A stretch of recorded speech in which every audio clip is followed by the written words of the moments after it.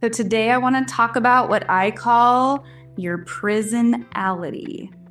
That is your personality that you've been trapped into by your subconscious programming. Now, this is when we continue to treat ourselves the way that our caregivers did, and we're cementing in that subconscious programming that created our belief system in the first place.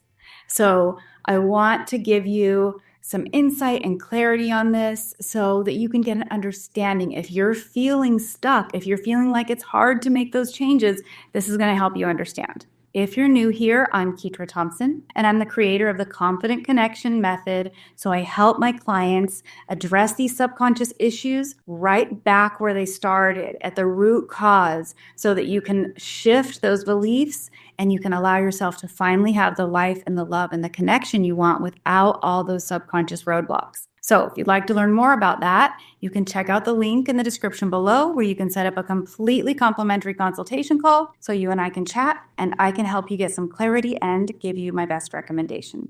So your prisonality is this part of you that you've been trapped in. And sometimes you wish you could break out. You wish you could get free and you don't know why you can't stop doing these things. You actually do the things you don't want to do. And it's confusing and you just can't understand it. And the thing is, this shows up in every area of your life. It shows up in your love life so much, in what you think you do and don't deserve subconsciously, not consciously in your mind, but deeper in the subconscious mind. It shows up in your work life because it affects your confidence. It actually affects your ability to take good risk in your life. Now, risk is the one thing that allows you to prosper. It's the one thing that you need to do for growth. And if you cannot take those risks, then you end up really stuck. Not that we don't want to take every risk and be completely careless in how we run our lives.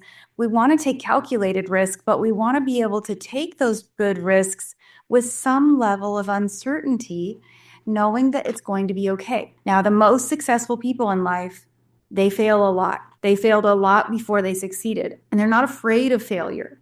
They're not afraid of feeling guilty or sitting in shame. They know that if they fail, they're going to learn. They're going to grow. They're going to make adjustments and they're going to keep moving forward. But if you're stuck, that's not probably happening for you. Not in your love life, not in your financial life, or if it's happening in one, it's definitely not happening in the other if you still feel stuck. Every once in a while, there's a super successful person who, makes a lot of money and looks like they're doing really well, but their personal life is just absolutely a wreck. And so all this fear is making you feel more like a failure. Every time that fear comes up and keeps you from taking the risk, keeps you from speaking out, keeps you from being assertive, you get a little bit more of those feelings of failure. And so let's talk about what you can do that will make you feel better. First of all, you need to realize that what you have been doing isn't working for you in the way that you think it is. So let's take a look at that first. Let's talk about the things you think are helping and they're not. You complain. And when you complain, you bitch and moan about everything, the world, about women, about men, about work, all of it. All of it's awful. All of it sucks. You're doing that, and that complaining is giving you a sense of false control. It's making you feel like you're doing something, like you're being productive, but you're not. You're just complaining. And as you complain, it cements in those old beliefs even more because you're repeating them over and over to yourself. And it tricks your brain into thinking you're taking action. Now, there is a term called a negative hallucination. Now, here's how that works. This is a little bit like this. This is just a demonstration of the power of your brain. Now, a negative hallucination is when you don't see something that is really there. So let's just imagine that you're looking for the ketchup. You want the ketchup. You want to put it on the table for what you guys are eating, and you look on every shelf of the fridge. And every time you look, you silently think in your mind, no ketchup, no ketchup, no ketchup. And in the door, no ketchup, no ketchup, no ketchup, no ketchup. You're thinking no ketchup every time you look somewhere that you don't see it. And then let's say you ask your spouse, do we have any ketchup? And they're like, yeah, it's in the fridge. And you're like, I've been looking in the fridge. I don't see it. You look again, and you keep reiterating in your mind, no ketchup, no ketchup, no ketchup, everywhere you look. And then they walk over and they point their finger and go, it's right there. And then you're like, what? It is right there. Your brain negatively hallucinated to eliminate from your image your ability to see this thing. And when this happens, we realize how strong our brain is because it believes our little false narrative. Your brain believes what you tell it. If you tell it there's no ketchup enough, it's going to eliminate your ability to see the ketchup. So if you keep complaining, you, first of all, trick your brain into thinking that you're taking action, but you're not. You're just bitching about the world and everyone and everything. You're not taking action, but you think you are, so you feel a little bit better. But the whole time you are complaining, you are cementing in the beliefs about what you're complaining about, making them more vivid, more real in your life, and yourself more aware of them everywhere you look. Just like if someone told you, I want you to go drive for an hour and count how many red cars you see. You'd come back and you would have counted them all. But what if I said to you at that point, now I want you to tell me how many blue cars you saw? You'd be like, I don't know. I wasn't looking for blue cars. Exactly. When you're complaining, you're training your brain to look for more of what you are complaining about. So this is why the hypnotherapy process and the mind coaching is so important, because we've got to address these subconscious beliefs that are driving our behavior. They've been in there for a long, long time, and they are keeping you in a prison that you didn't make. You didn't put those beliefs in there. They were very heavily influenced by the people around you and the society you're in and the parents you had. And you've got to be able to break through so you can be the one who defines how you show up in this world. So where you can actually start to fix this is you can get curious about the messages that you received in your childhood. It doesn't make your parents bad. It just means your interpretation was naive and not accurate.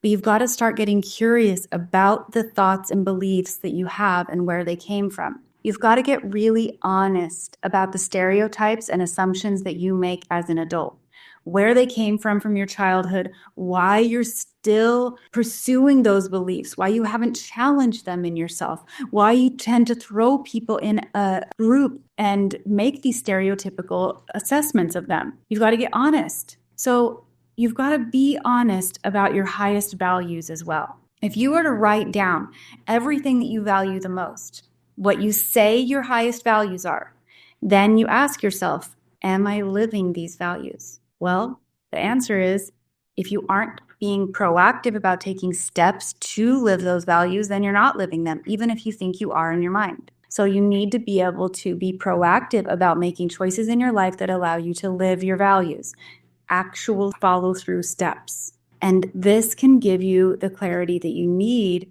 to start shifting the way you see the world, to get out of that prisonality that you've built for yourself or that other people have contributed to building for you. And you've got to get comfortable taking action without 100% certainty. There's nothing on this planet that's 100% certain.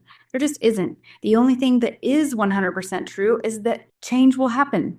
So you've got to get comfortable taking action without 100% certainty, because it's only then that you get to see around the bend. Like if there's a path and you won't take a step forward, you don't have any perspective. But if you take a few steps forward, now you can see some stuff you didn't see before. And now you can make a more educated decision about if you're going to pivot. But if you don't take action, you're going to stay frozen. You're going to stay in that mental prison, and it's going to get more and more frustrating every year that goes by. So in my Confident Connection method, I really help people to get through these things, break through these blocks and get the clarity. I combine the hypnotherapy process with relational mind coaching to get you the rapid results that you want so that you can have an actual action plan.